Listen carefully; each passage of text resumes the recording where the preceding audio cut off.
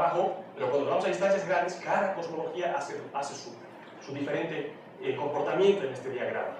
Entonces, justamente la distancia lumínica se llama, podemos definir una distancia lumínica, donde básicamente la idea del flujo, la luminosidad de la distancia. Sabemos que el flujo decrece inversamente proporcional al cuadrado de la distancia. Entonces, si sabemos la luminosidad de algún objeto, medimos su flujo, podemos saber su distancia.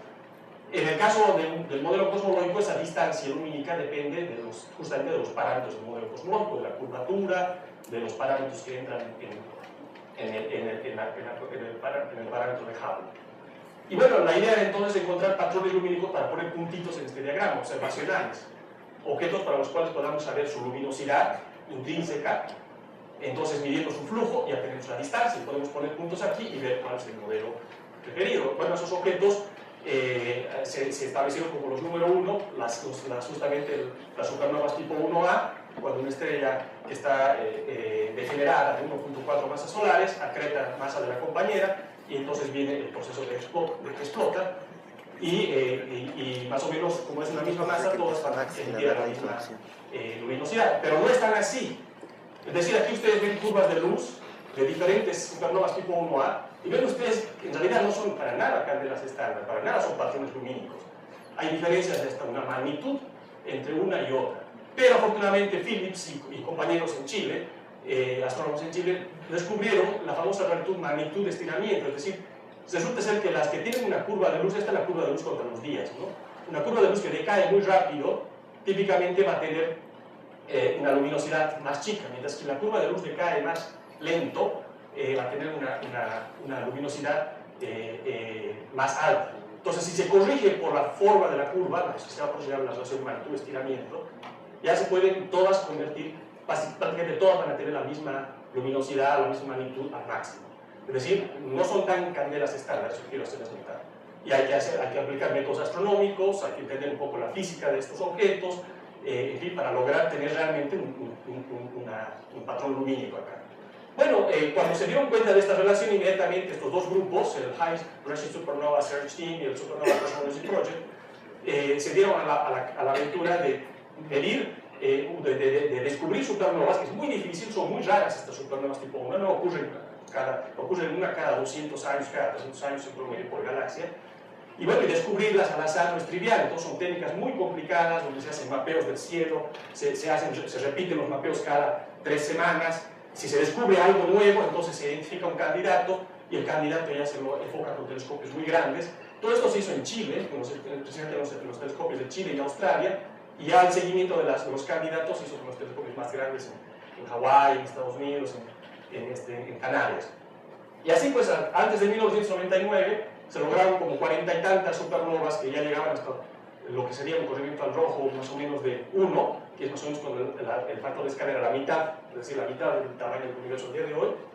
Y bueno, con esas supernovas ya se logró ver que el mejor modelo que ajustaba a ellas eran modelos con aceleración.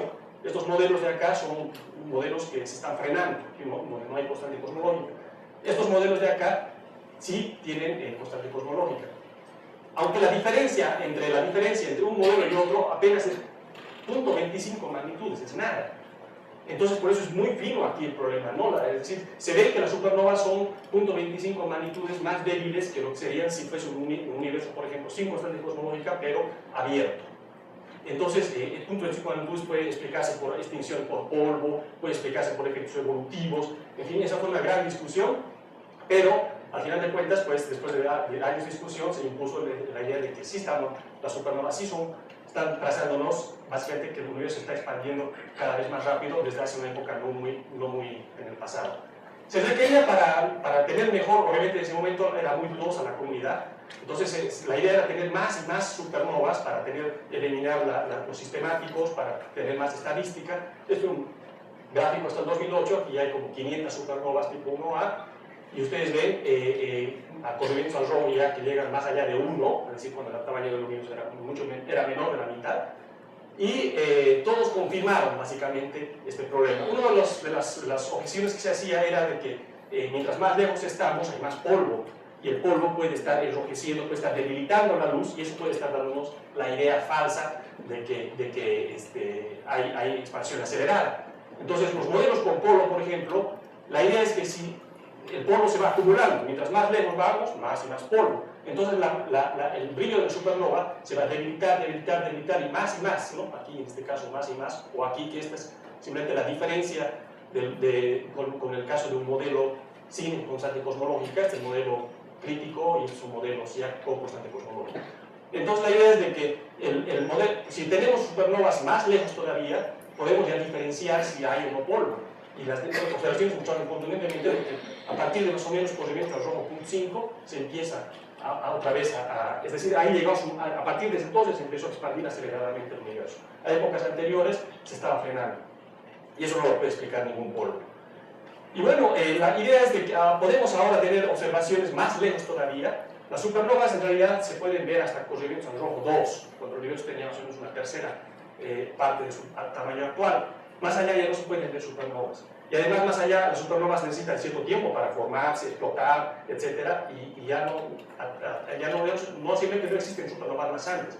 Por eso surgió la idea de buscar calibradores de distancia, otros tipos de objetos que podamos ver más lejos. Entonces, además, los modelos cosmológicos, el diagrama otra vez de Hubble, visto en distancia contra corriente al rojo, cada modelo cosmológico, pues, justamente empieza a hacerse más y más diferente a más hacia el pasado. Entonces, por otro lado, ¿qué tal si hay modelos cosmológicos que hacen comportamientos extraños? Aquí se comportan bien hasta Z1, corriente al rojo 1, pero luego empiezan a hacer comportamientos raros. Entonces,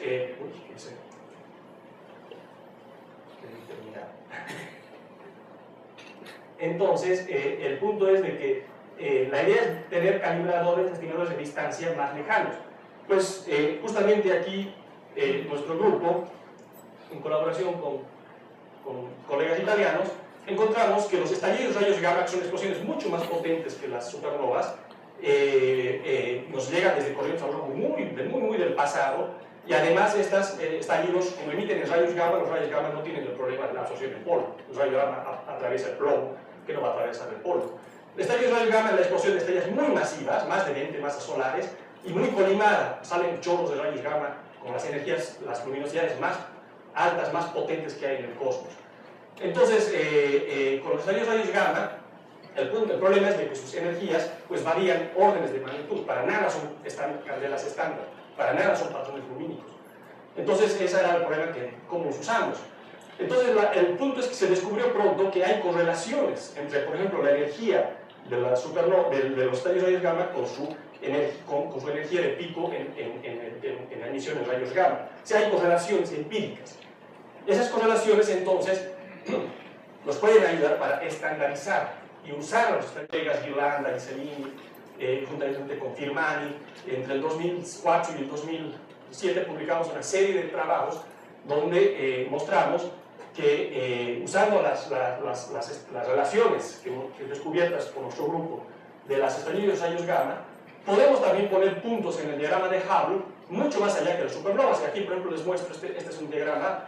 Aquí, estas son las supernovas que llegan típicamente hasta el corrimiento al rojo 1, un poquito más, y estos son los estallidos de rayos gamma que teníamos en el 2004, 2005. Pero entonces tenemos una mayor posibilidad de constreñir cómo es la expansión del universo a épocas más hacia el pasado. Entonces, ya si hacemos luego, si queremos, entonces en primer lugar, también confirmamos de que el universo se expande aceleradamente usando otros indicadores de distancia independientes. De hecho, fue la primera confirmación independiente de expansión acelerada del universo después de las supernovas, en 2004. También podemos hacer ahora, podemos construir los parámetros cosmológicos. Simplemente tenemos la distancia teórica que está dada por la cosmología, tenemos la distancia lumínica observada, y bueno, entonces la idea es ahora podemos construir los parámetros omega materia, omega curvatura, omega energía oscura, etc. ¿no? Hay diferentes casos, aquí algo lo que decía, respondía a la Rapotonatiu, o sea, hay una plétora de modelos que proponen cómo se comporta la energía oscura, no solamente el caso sencillito que es ecuación de estado omega igual a menos 1 constante. Entonces, hay que hacer aquí estadística pesada, hay que hacer minimizaciones de chi cuadrados en el diagrama de Hubble, tomar en cuenta los errores, etc. Y bueno, lo que les decía, por ejemplo, en el 2004, en el 2005, establecimos este diagrama omega, es decir, con densidad de constante cosmológica contra densidad de materia. Las restricciones que nos daban los estallidos de rayos gamma eran todavía muy malas, este es el 1 sigma más o menos, pero ya mostraban siempre omegas positivos, o sea, Si había, el valor central, por ejemplo, era cerca de 0.9. Este es el caso de universos con curvatura plana. Por otro lado, también si suponemos que el universo tiene curvatura plana, entonces podemos explorar cómo se comporta la densidad de materia contra otro parámetro, por ejemplo, el índice de la ecuación de estado. Podemos relajar, ya que el índice de la ecuación de estado no es -1, y podemos constreñirlo con las observaciones. Y bueno, también nuestros métodos nos daban que el índice de la ecuación de estado estaba alrededor de -1, que sustenta el caso de la constante cosmológica. Luego mezclamos nuestros datos con los de las supernovas, porque es lo natural, es una extensión de las supernovas básicamente, y tenemos estos contornos de probabilidad en estos planos, ¿no? Siempre el modelo cosmológico lambda CDM, es decir, constante cosmológica como energía oscura y con más o menos valor de 0.7, 0.75, siempre es consistente con esto. Luego descubrimos una correlación todavía más estrecha que la que usamos. Pudimos sacar el diagrama de Hubble hasta corriente al rojo 5 más o menos, donde las supernovas solo llegaban hasta 1. Y bueno, todo el tiempo el modelo lambda CDM siempre, no es que sea la predicción, cuidado aquí, hay que tener cuidado, simplemente es consistente. Uno prueba los parámetros del modelo lambda CDM, los pone estos isocontornos en estos diagramas donde por ejemplo omega materia contra omega n, y encuentra los contornos de probabilidad por la minimización de T². Igual puede uno suponer que el universo es plano, lo cual nos dice otro tipo de observaciones como la radioiconomía de fondo, y entonces podemos constreñir el índice de la ecuación de estado contra la densidad de materia. Y nos da siempre valores, como les decía, que están, el valor -1, que es lambda CDM, es consistente siempre con esto. Incluso podemos explorar si este índice evoluciona con el tiempo. Lo que muestro acá, no voy a entrar en detalles.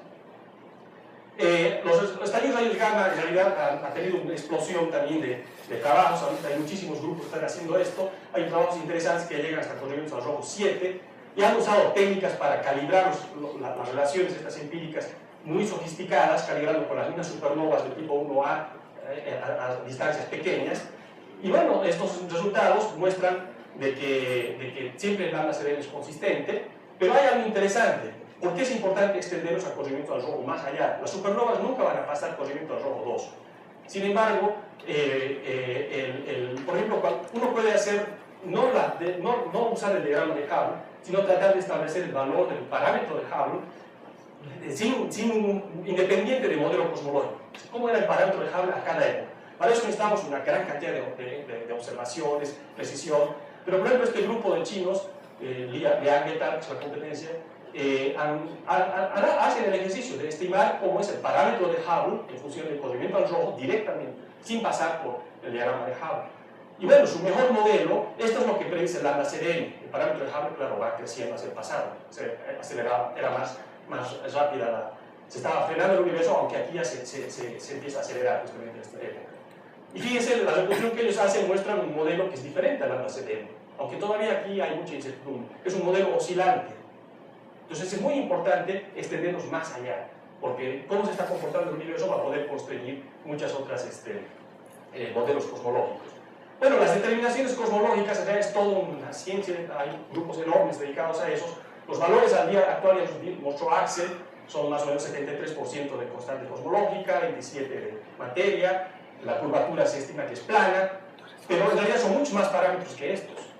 Y para determinar todos los parámetros de una manera consistente, prácticamente es imposible. Hay que sumar muchos sondeos. Por ejemplo, están los sondeos dinámicos que establecen cuánto es el valor de la densidad de materia al día de hoy. Son sondeos que usan los movimientos peculiares de las galaxias, que usan la abundancia de los cúmulos. Todos son trazadores de cuánta materia que produce gravedad al día de hoy. Los métodos geométricos son los más usados, son justamente el diagrama de Hubble,